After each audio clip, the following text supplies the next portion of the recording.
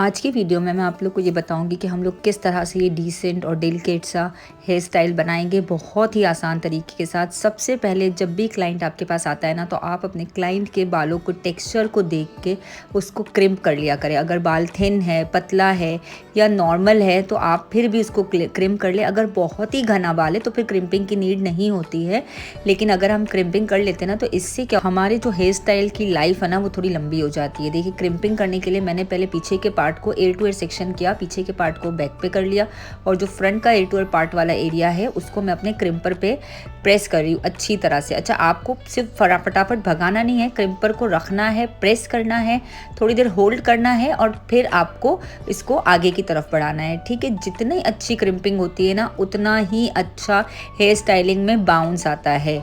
Okay, मैंने back वाले part पर भी अच्छी तरह से क्रिम्प कर लिया था।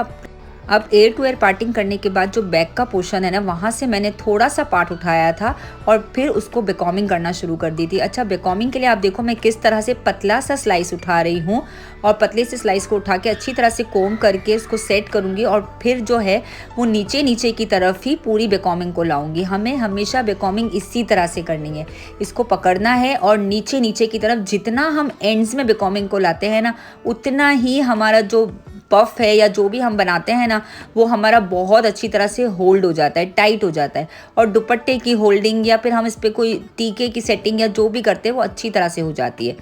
ठीक है, अब जो है फ्रंट वाला जो एक लेयर था ना उसके ऊपर मैंने कोई भी कॉमिंग नहीं की थी ताकि जब मैं इसको सेट करूं तो मेरा जो पफ बने वो बहुत ही अच्छा फिनिशिंग के साथ बने।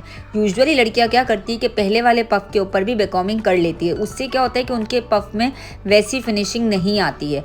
अब मैं सारे बालों को एक साथ जोड़ रही हूँ, सारे साइडों के और फ्रंट के बालों को लेके एक अच्छा सा देखिए मैंने ट्विस्ट दे दिया है और अब ट्विस्ट के बाद मैं इसके ऊपर दोनों तरफ एक एक पिन लगा दूंगी। ठीक है, आपको भी इसको इसी तरह से बनाना है। इससे क्या होता है कि बहुत ही अच्छा सा एक पफ का बाउंस क्रिएट हो जाता है। ठीक है, बहुत ज़बरदस्त लुक देता है। अब अच्छी तरह से आप फिनिशिंग कर दोगे और इसके बाद जो हमने फ्रंट वाले एयर टू एयर पार्टिंग की थी ना वहाँ से जो हमने पार्ट लिया था एक एक पतला पतला स्लाइस उठाएंगे और उसको हाथों से ट्विस्ट करते जाएंगे और आप कांटा पिन से या इनविजिबल पिन से उसको अटका दोगे। अभी आपको उसको फिक्स नहीं करना है। ठीक है, इसी तरह से मैंने क्या किया था कि उस तरफ वाले सारे पार्ट मतलब ऑलमोस्ट 5 स्लाइस मैंने उठाए थे और उसको अच्छी तरह से अपने हाथों से ही फोल्ड करके इसको रखती गई थी। मुझे बहुत टाइट और बहुत ही एक जो शार्प लुक था ना वैसा नहीं देना था, बहुत मैसी वाला लुक देना था। अब देखो, जब मेरा एक तरफ वाला पार्ट कंप्लीट हो गया तो मैंने क्या किया कि उन सारे पार्ट्स को पकड़ के पीछे की तरफ टक कर दिया।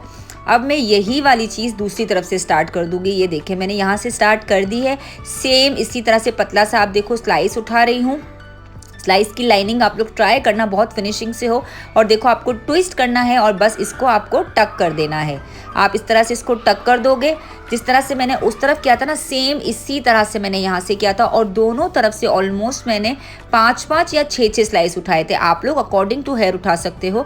अगर हेयर ज़्यादा है और ये फ्रंट वाला पार्ट चौड़ा है तो आप 7 भी ले सकते हो, लेकिन अगर किसी का सर पतला है तो आप 3 या 4 भी ले सकते हो। जैसे छोटे बच्चे हमारे पास आते हैं ना, कुछ टीनेजर गर्ल्स होती है तो उनके 3 4 भी आप इस तरह के ट्विस्ट बना सकते हो। अब ट्विस्ट बनाने के बाद मैंने नीचे वाले पार्ट को भी अच्छी तरह से पिन कर दिया था और अब जितने भी बचे हुए बाल है, जितना भी मेरा साइड वाला पार्ट बैक वाला पार्ट बचा हुआ है उनके ऊपर मैं अच्छी तरह से आप देखो आयरन से कर्ल्स कर रही हूँ। ठीक है, आयरन से कर्ल्स करना बहुत ही आसान होता है। मुझे पता नहीं क्यों कर्लिंग रॉड से ज़्यादा आयरन से कर्ल्स अच्छे लगते हैं क्योंकि इससे एक बहुत ही सॉफ्ट लुक आता है। आप लोग देखो कितना ज़बरदस्त लुक आ रहा है। अच्छा, इस पार्ट पर आप लोग बालों को खुला भी रख सकते हो, साइडों से ब्रेड बनाकर भी बैक पर ला सकते हो। आप लोगों को और भी बहुत सारी स्टाइलिंग की वीडियोस अलग अलग तरह से हम किस तरह से बना सकते हैं, एक ही तरीके से अलग अलग वेरिएशंस हम किस तरह दे सकते हैं, वो मैं आप लोग को आगे की सारी वीडियोस में बताऊंगी। बहुत आसान टेक्निक्स के साथ हेयर स्टाइलिंग सिखाऊंगी जिससे आप लोग पार्टी मेकअप के साथ बहुत अच्छी हेयर स्टाइलिंग करना भी सीख जाओगे। ठीक है, अच्छा, ये जो स्टाइल मैं बना रही हूँ ना, इस स्टाइल के तकरीबन मैं अपने पार्लर में 1000 से 1200 रुपीज़ तक चार्ज करती हूँ क्योंकि इसमें इलेक्ट्रिक का यूज़ भी है, इसमें क्रिम्पर का भी यूज़ है। आप देखो इसके अंदर आयरन का भी यूज़ हो रहा है। ठीक है, तो हम जब भी प्राइस डिसाइड करते हैं इसी तरह से करते हैं कि हम अगर normal without electric item use करें तो हम लोग 400-500 भी चार्ज कर सकते हैं और अगर हम लोग इलेक्ट्रॉनिक चीज़ें यूज़ कर रहे हैं तो हम इसी तरह से अपने प्राइस रेंज को बढ़ा सकते हैं। ठीक है। पूरे बालों में मैं इसी तरह से सॉफ्ट सा कर्ल्स दूंगी ताकि जो है मेरे बालों में बहुत ही अच्छा सा बाउंस आ जाए। अच्छा, मेरी मॉडल का जो बाल था ना वो बहुत ही अच्छा बाल था, मतलब इसको कमज़ोर बाल नहीं बोल सकते ना, वीक बोल सकते। अगर आपके पास कोई कमज़ोर से हेयर्स आ रहे हैं तो आप इसको जो है मूज़ लगा कर भी थोड़ा सा सेट कर सकते हो, वॉल्यूमाइज़ कर सकते हो। वॉल्यूमाइज स्प्रे आते हैं, वॉल्यूमाइज स्मूज आते हैं, आप लोग उससे भी बालों में थोड़ा सा बाउंस दे सकते हो, ठीक है। अब ये देखिए फ्रंट वाला पार्ट मैं कर रही हूँ। अच्छा, ये मेरी मॉडल का मेकअप लुक मैंने किया है, इसकी भी इंशाल्लाह आप लोग को वीडियो मेरे चैनल पर मिल जाएगी। बहुत ही आसान तरीके से किया था। अच्छा, जब भी आप कर्ल्स करोगे ना तो जिस जगह के बालोगे आपको उसको उसी जगह पर उसी डायरेक्शंस के साथ ही करना है। ऐसा नहीं कि आप सारे डायरेक्शन एक ही तरफ ले लो, ठीक है। अब आप लोग मुझे बताओ आप लोग को ये स्टाइल का लुक कैसा लगा।